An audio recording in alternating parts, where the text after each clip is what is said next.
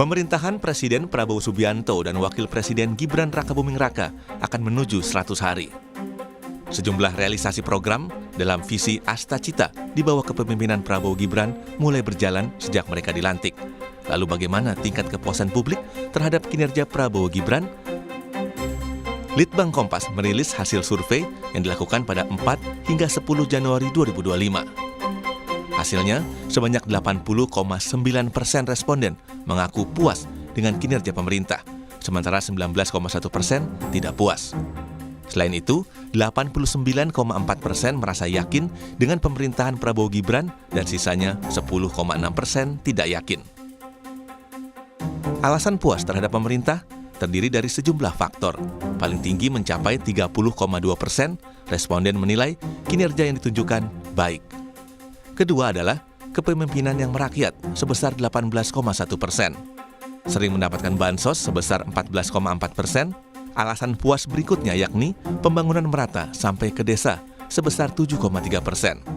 Pembangunan yang masif sebesar 7,3% dan mampu mengatasi persoalan bangsa 6,8%, hingga alasan lainnya.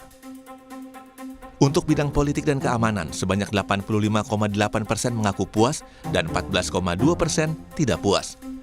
Di bidang hukum, 72,1% responden mengaku puas dan 27,9% tidak puas. Sementara di bidang ekonomi, responden yang merasa puas mencapai 74,5% dan yang tidak puas 25,5%. Untuk bidang kesejahteraan sosial, 83,7% merasa puas dan 16,3% tidak puas. Memasuki masa transisi kepemerintahan Prabowo Gibran, tren tingkat kepuasan masih menanjak naik hingga 100 hari masa pemerintahan, mencapai angka 80,9 dibanding masa akhir pemerintahan Jokowi. Salah satu program unggulan pada pemerintahan Prabowo Gibran yang bersama dengan 100 hari adalah makan bergizi gratis yang digaungkan sejak masa kampanye. Bagaimana dengan tanggapan warga tentang kinerja Prabowo Gibran, termasuk makan bergizi gratis? Depannya makin sukses selalu, terus dengan program makan gratisnya ya lumayan bagus juga sih. Berarti sejauh ini sudah cukup puas dengan program Prabowo ya? Sudah cukup puas. Nah, gitu. Ada harapan lain nggak sih Mas ke depannya? Harapannya supaya Indonesia makin maju, makin jaya.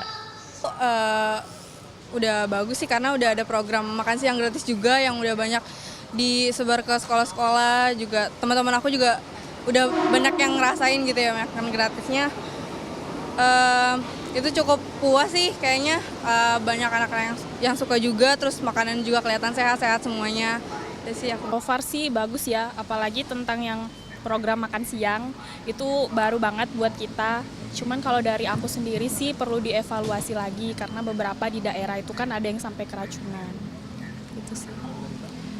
Kalau untuk aku sih, aku senangnya ada yang medical check up gratis. Nah, itu kayaknya ngebantu banget untuk orang-orang yang sebelumnya belum pernah medical check up. Nah, mungkin nggak pas hari ulang tahun aja, tapi mungkin bisa di setiap tanggal apapun gitu. Jadi medical check up ini menurut aku suatu kemajuan sih buat program baru ini karena kan nggak semua orang mampu medical check up. Jadi dengan adanya medical check up ini diharapkan mungkin masyarakat lebih aware tentang kesehatan sih. Dalam waktu 100 hari, memang masih cukup dini untuk menilai kinerja pemerintah. Masih ada waktu hingga 2029 mendatang untuk bisa publik membuktikan realisasi program Prabowo Gibran demi kemakmuran dan kemajuan bangsa Indonesia. Tim Liputan, Kompas TV.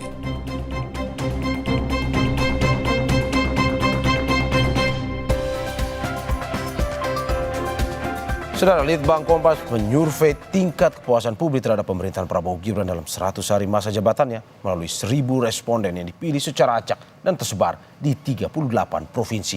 Survei dilakukan melalui wawancara secara tatap muka yang diselenggarakan pada tanggal 4 hingga 10 Januari 2025. Tingkat kepercayaan survei ini adalah 95% dengan margin of error sekitar 3,10% dalam kondisi penarikan sampel acak sederhana. Survei Litbang Kompas ini sepenuhnya dibiayai oleh Harian Kompas. Dan hasilnya seperti diketahui sebanyak 80,9% puas dan 19,1% tidak puas. Selain itu 89,4% yakin dengan kinerja Prabowo Gibran dan sisanya 10,6% tidak yakin. Dengan tingginya kepercayaan publik, apa yang perlu dievaluasi dari kinerja pemerintah? Pagi ini kita akan bahas dengan sejumlah narasumber, di antaranya di studio telah hadir peneliti Litbang Kompas Andreas Yoga Prasetyo. Selamat pagi Mas Yoga. Selamat pagi. Terima kasih sudah datang ke studio pagi ini. Dan melalui sambungan Zoom ada politisi senior PDI Perjuangan Andreas Hugo Parera. Selamat pagi Bang Hugo.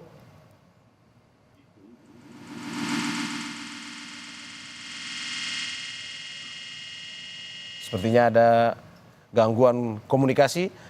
Dan juga selain Andreas Hugo Parera, ada politisi Partai Gerindra Hendarsa Marantoko yang sampai saat ini kami masih terus menghubungi dan sudah mengkonfirmasi akan hadir. Kita ke Bang Mas Yoga dulu. Mas Yoga, ini analisis Kompas pagi ini jam 3 ya, 80,9% kepuasan terhadap 100 hari Prabowo Gibran. Apa analisisnya sebenarnya? Iya. Ini oleh kami dari survei yang tadi disebut Mario, kita melakukan survei tatap muka ke 1.000 responden di 38 provinsi. Jadi kita melakukan wawancara langsung ke responden kami. Ada dua hal yang menjadi temuan besar dari survei kepuasan ini. Yang pertama adalah tingkat kepuasan yang relatif tinggi, 80,9%. Tinggi atau sangat tinggi nih Mas? Relatif tinggi. Relatif tinggi. Cuma memang ada 19,1% yang masih menyatakan tidak puas. Kalau kita proporsikan secara sederhana, dari 10 responden kita, 8 menyatakan puas, yang 2 tidak puas. Oke, ini jadi memang masih ada proporsi yang tidak puas. Oke, ini seperti yang ditunjukkan di dalam grafik yang ditampilkan di layar kaca nih. Dari yang tidak puas ini, mereka menyatakan bahwa persoalan bansos, kemudian harga sembako, kemudian susahnya mencari kerja, kemudian PHK, itu diungkapkan. Sementara dari sisi yang lain, dari 80,9 itu menyatakan ada dua hal juga di situ. Yang pertama adalah pola kepemimpinan. Kalau kita lihat pemerintahan Prabowo Gibran dalam 3 bulan terakhir ini lebih banyak menampilkan program yang merakyat. Itu yang pertama. Yang kedua adalah bagaimana program yang merakyat itu kemudian dieksekusi dalam 3 bulan pertama. Ini yang kita lihat di salah satunya adalah program makan bergizi gratis MBG. Itu dimulai tanggal 6 Januari kemarin. Masih menyasar 650.000 pelajar. Tetapi Presiden Prabowo akan menargetkan itu bisa sampai 82 juta nanti di akhir 2025. Ini yang menjadi dua hal yang menopang bagaimana pemerintahan ini dipersepsikan baik oleh masyarakat. Oke, Mas, sebelum kita masuk lebih detail terkait dengan hasil survei Litbang Kompas, kenapa 100 hari menjadi salah satu bagian penting dalam survei Litbang Kompas? Dalam arti bahwa Litbang Kompas akhirnya melakukan survei terhadap masa 100 hari ke pemerintahan Prabowo Gibran ini. Iya, 100 hari adalah masa krusial ya. Kalau kita lihat sejarahnya memang kita selalu melakukan survei 100 hari sejak pasca reformasi, sejak Presiden Abdurrahman Wahid sampai hari ini Presiden Prabowo. Kenapa? Ada orang bilang di situ masih sangat pendek, tetapi sebetulnya dengan melihat pengalaman kita memiliki 7 presiden atau 6 ya sesudah reformasi, itu kita bisa membandingkan dalam 100 hari ini ada nggak hal yang spektakuler dibikin. Karena memang kalau kita lihat 100 hari juga punya dimensi bahwa euforia politik itu masih ada. Kita menangkapnya adalah ini sebuah harapan dan ekspektasi dalam 3 bulan itu muncul nggak? Ini yang menarik dari 100 hari survei pemerintahan. Kalau kita lihat di survei pemerintahan sebelumnya itu memang cukup tinggi euforianya. Terakhir kita melakukan survei ke pertama kali Presiden Jokowi menjabat Januari 2015. Waktu itu survei kepuasannya mencapai 65%. Nah, capaian yang didapat oleh Presiden Prabowo ini 80,9% itu memang yang paling tinggi dibanding survei-survei 100 hari pemerintahan sebelumnya. Nah, ini ada faktor lain lagi yang didapat oleh Presiden Prabowo, yaitu aspek keberlanjutan. Jadi sebelum survei ini dilakukan 100 hari, kita juga pernah melakukan survei jelang pelantikan. Saat itu tingkat keyakinan terhadap pemerintahan ini September 2024 tingkat keyakinannya cukup tinggi, 74%. Jadi memang pemerintahan ini punya modal yang baik, melanjutkan apa yang sudah dicapai oleh pemerintahan sebelumnya. Terakhir Presiden Jokowi mendapat apresiasi 75%. Jadi sebetulnya memang sesuatu yang sudah tidak mengagetkan. Tidak mengagetkan. Oke, saya Mas Yoga tahan sebentar karena sepertinya Andreas Hugo Parera, politisi senior PDIP sudah bergabung dengan kita. Bang Andre, selamat pagi. Selamat pagi Mario. Terima kasih Bang sudah bergabung di Sapa Indonesia Pagi. Bang, bagaimana PDIP sendiri melihat hasil tingkat kepuasan survei Litbang Kompas pada hari ini, 80,9% untuk Prabowo Gibran? Iya, saya kira ya kalau kita lihat dari hasil survei tentu ini sesuatu yang baik untuk pemerintahan Prabowo sekarang karena faktor tadi juga sudah disinggung. Saya kira persiapan transisi, artinya masa transisi yang dilakukan dengan baik itu tentu membawa impact pada di masa awal pemerintahan ini. Dalam arti transisi itu berlangsung cukup lama sejak bulan awal tahun yang lalu atau tepatnya sekitar pertengahan tahun setelah keputusan itu definitif sampai dengan bulan Oktober. Dan saya kira euforia dari proses yang berlangsung terjadi sebelumnya ini mempunyai pengaruh pada 100 hari atau menjelang 100 hari ini. Nah, kita juga lihat ada beberapa program yang menurut saya cukup berpengaruh ke masyarakat. Salah satunya adalah yang menyangkut makan siang gratis. Meskipun harus kita katakan juga ini belum sangat menyebar sampai ke daerah-daerah gitu. Kalau misalnya saya tahu di kampungnya Mario sendiri di NTT, itu dari catatan yang disampaikan itu baru belum sampai 100 titik itu yang sudah memperoleh makan siang gratis ini untuk satu provinsi. Jadi masih sangat terbatas. Tapi karena masyarakat melihat euforia yang di dalam pemberitaan, tentu ini berpengaruh. Dan orang tentu berharap bahwa ini akan seperti apa yang disampaikan oleh Pak Prabowo ketika beliau berpidato pada tanggal 20 Oktober. Juga yang di bidang-bidang yang lain, saya kira faktor kepercayaan pada pemerintah dalam hal ini Pak Prabowo ketika menyampaikan pidato pada tanggal 20 Oktober kemarin itu mempunyai pengaruh terhadap tingkat kepercayaan publik. Nah, dalam beberapa waktu ke depan ini atau sekarang ini tentu orang menunggu implementasinya. Sudah beberapa hal yang berkaitan dengan implementasi dan implementasi ini akan sangat tergantung pada bagaimana koordinasi di lintas pembantu-pembantunya dalam hal ini di kabinet. Nah, ini terus terang kalau dari aspek ini saya kira perlu menjadi perhatian ke depan karena koordinasi ini salah satu faktor yang penting di dalam implementasi dari program-program pemerintahan. Kita tahu bahwa apa yang berlangsung sampai dengan sekarang ini masih merupakan bagian dari perjalanan politik sebelumnya. Dalam arti apa? Implementasi dari APBN ini baru akan dimulai pada awal tahun ini. Karena kemarin masih ada penyesuaian dari DIPA, anggaran segala macam. Nah, tapi pada awal tahun ini baru kemudian akan implementasi itu program-program itu akan diimplementasikan oleh kementerian dan lembaga yang menjadi yang ada di bawah pemerintahan Pak Prabowo. Oleh karena itu saya kira kita lihat dalam jangka waktu ke depan, kita harapkan bahwa tingkat kepuasan publik ini bisa tetap dipertahankan dan itu tentu harapan kita semua. Gitu. Oke, tetap dipertahankan. Ini ada kabarnya katanya 80,9% menjadi lebih menarik bagi PDIP untuk jadi mitra strategis katanya, Bang. Ya, saya kira tetap bagaimanapun kita tetap harus menjadi mitra yang tetap memberikan pandangan-pandangan kritis sehingga tetap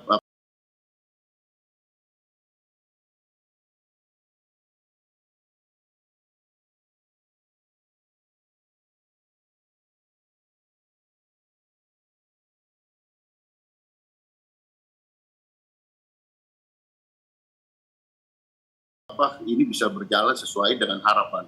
Kenapa? Karena kalau tidak ada yang memberikan masukan-masukan, saya kira kalau semuanya yes man, nah ini juga bisa menindakbobokan pemerintahan ini. Karena kita tahu juga misalnya di dalam beberapa kebijakan yang sekarang lagi ramai menyangkut PSN. Ya. Ini kan satu isu yang memang ini lebih bersifat di daerah, di lokal, tetapi bisa berdampak secara nasional. Isu ini pagar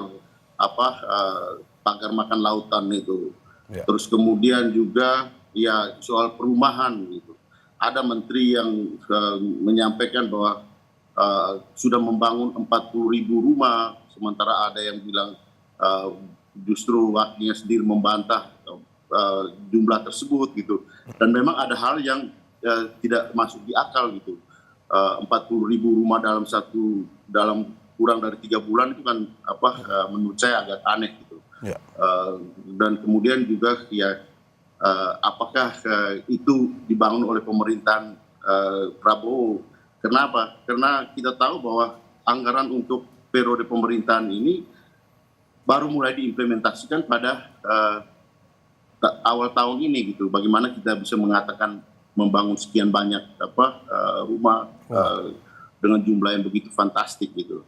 Ya kemudian juga beberapa hal yang berkaitan misalnya di bidang, kebetulan saya di Komisi 13 yang menyangkut kebijakan-kebijakan di bidang hukum, HAM. Saya kira banyak catatan-catatan juga yang perlu menjadi perhatian dari pemerintahan ini ya, sehingga ini tetap bisa berjalan sesuai dengan harapan-harapan publik dan apa yang disampaikan oleh Pak Prabowo di depan pidatonya atau yang ada di Asta Cita itu. Oke. Saya ke Mas Yoga. Mas Yoga, ini melihat kalau misalkan PDIP masuk jadi mitra strategis Prabowo Gibran bisa 90% di tingkat kepuasannya ini kayaknya kemarin.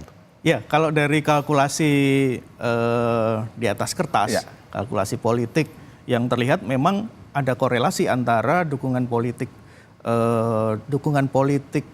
partai-partai dan tingkat kepuasan.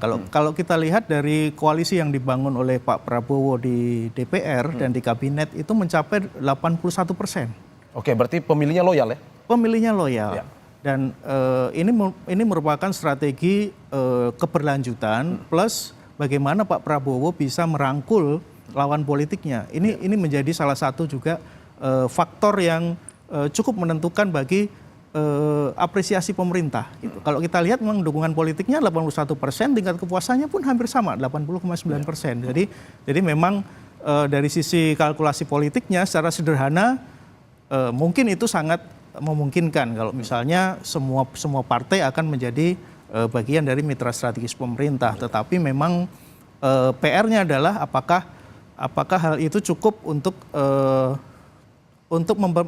melanjutkan kembali kualitas demokrasi yang kita bangun selama ini kan gitu. Oke, Mas Yoga, sambil kita melihat ke layar kaca ini tingkat kepuasan kinerja pemerintahan ini perbandingan antara Presiden ke-7 Republik Indonesia Joko Widodo di tahun periode awal Jokowi JK dan juga di periode awal Prabowo Gibran.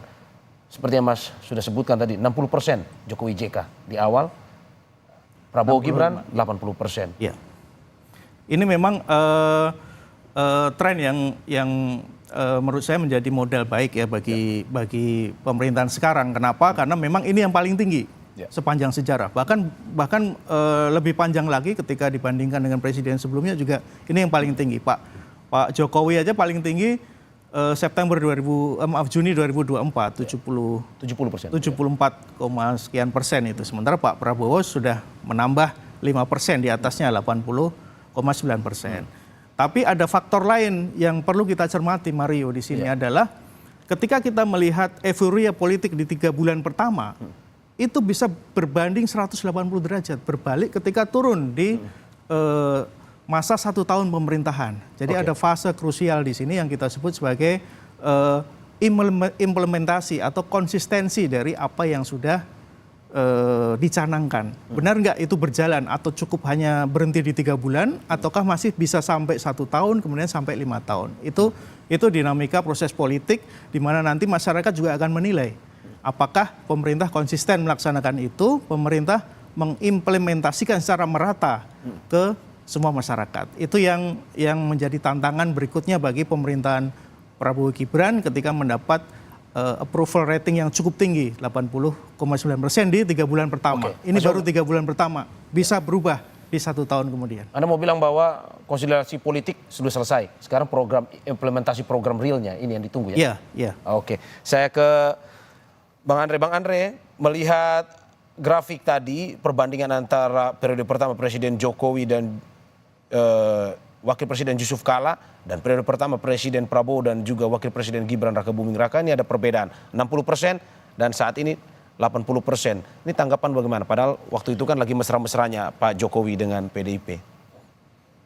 Ya seperti yang saya katakan tadi, apa yang terjadi di kurang dari 100 hari pertama ini, artinya 3 bulan awal ini tentu imbas dari masa transisi gitu. Ya. Kita tahu bahwa masa transisi pada periode yang sebelumnya, terutama periode pergantian pemerintahan. Kalau 2019 kan dari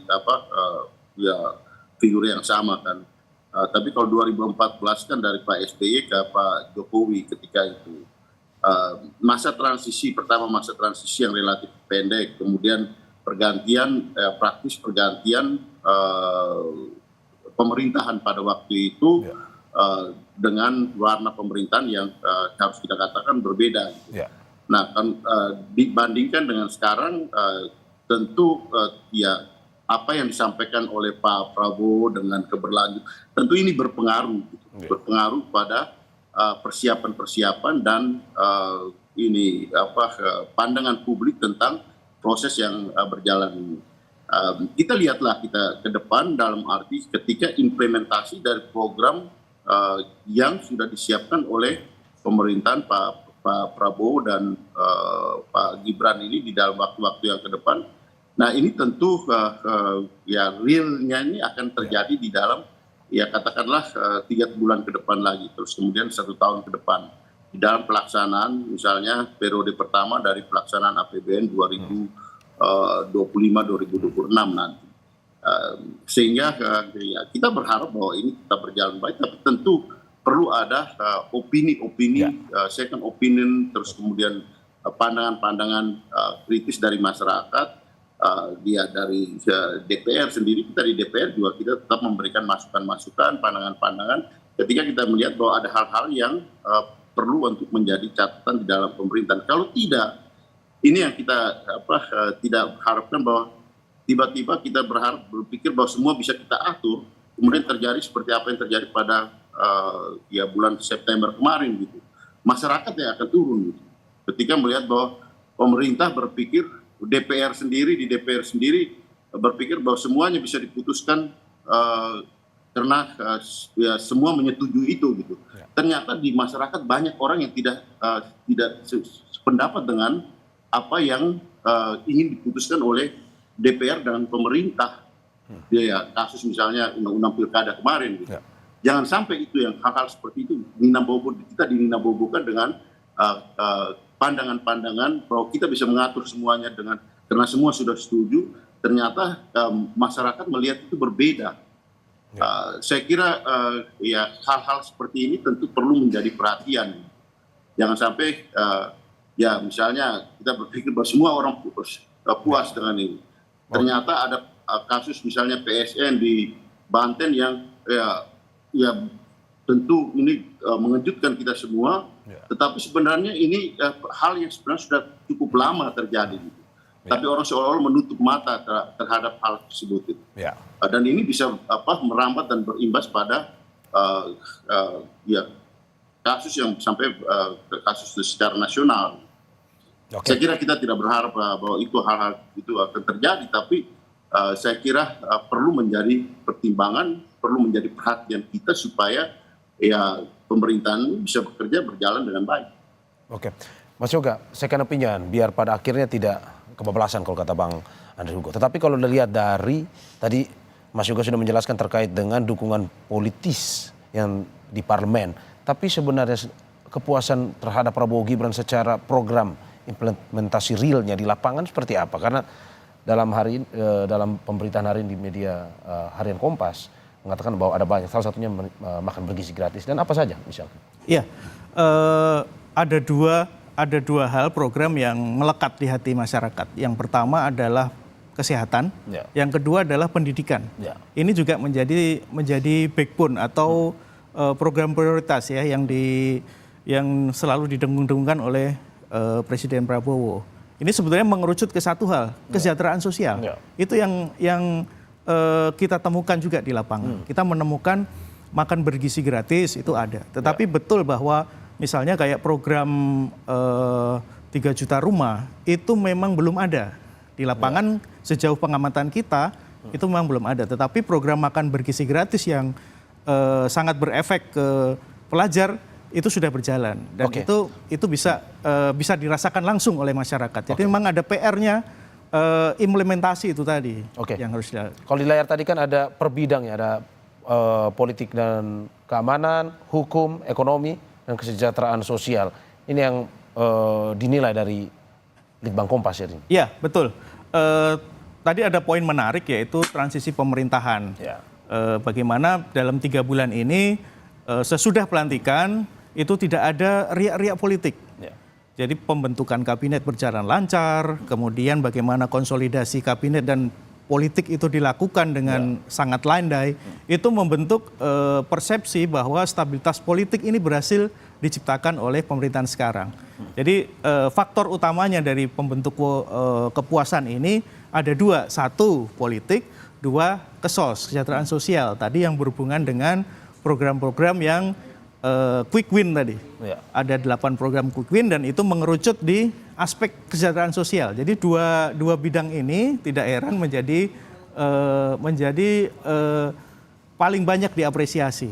Pertama adalah politik 85% tadi disusul oleh kesos. Nah, PR-nya itu di penegakan hukum dan ekonomi. Ini yang masih dinilai sedikit lebih rendah dibanding 2 bidang yang lain. Oke, Anda mau bilang bahwa selama 100 hari ini lebih banyak konsolidasi politiknya ketimbang program real atau bagaimana? Dengan konsolidasi politik plus ada bantuan yang bersifat karitatif langsung menyasar ke program-program kesejahteraan sosial, utamanya adalah kesehatan dan pendidikan. Itu yang dibutuhkan oleh masyarakat dan itu yang digarap oleh pemerintah. Jadi memang ada kesinambungan di situ. Oke, Bang Andre, jika konsolidasi politiknya berjalan lancar di 100 hari pertama, apakah mungkin saja akan mengganggu check and balance-nya di parlemen nanti? Tapi sebelum Abang menjawab, kita saksikan usai jeda berikut.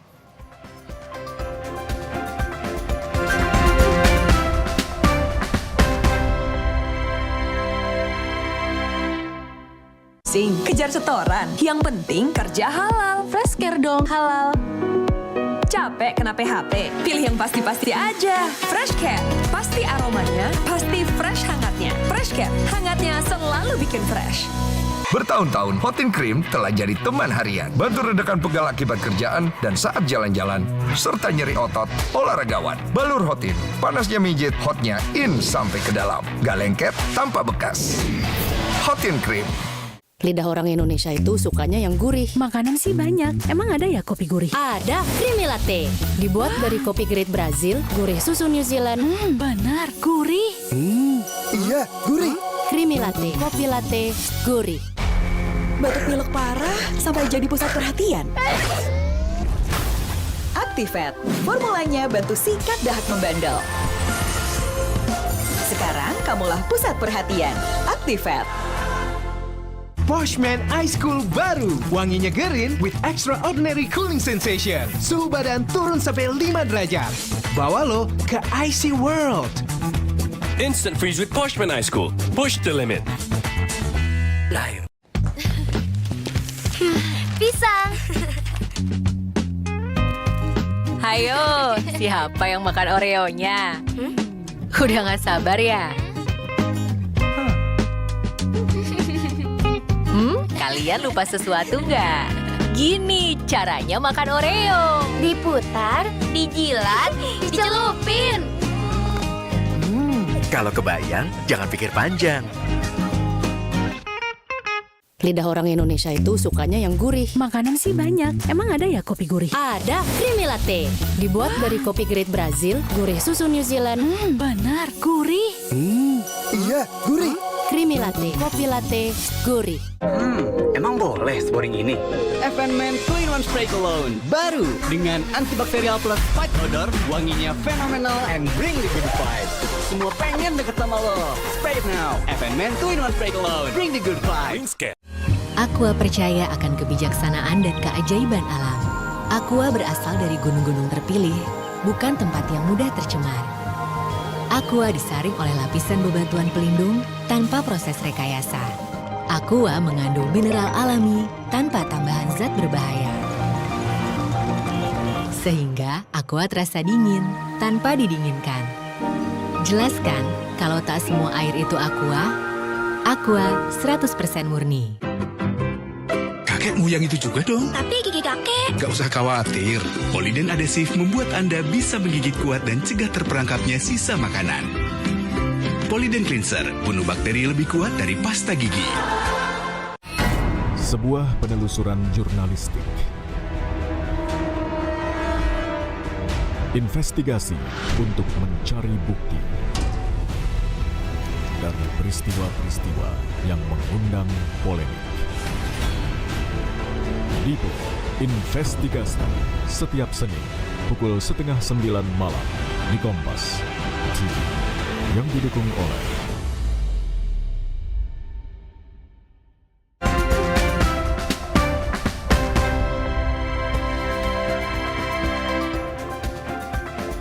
Terima kasih masih di Sapa Indonesia Pagi bersama saya Maris Sarong dan juga para narasumber saya. Ada peneliti Litbang Kompas Andreas Yoga Prasetyo dan juga melalui sambungan Zoom ada politisi senior PD Perjuangan Andreas Hugo Parera. Dan hingga saat ini kami masih terus menghubungi Hendarsa Marantoko, politisi Partai Gerindra ataupun politisi Partai Gerindra lainnya, namun sampai saat ini masih terus menunggu konfirmasinya. Saya ke Bang Andreas.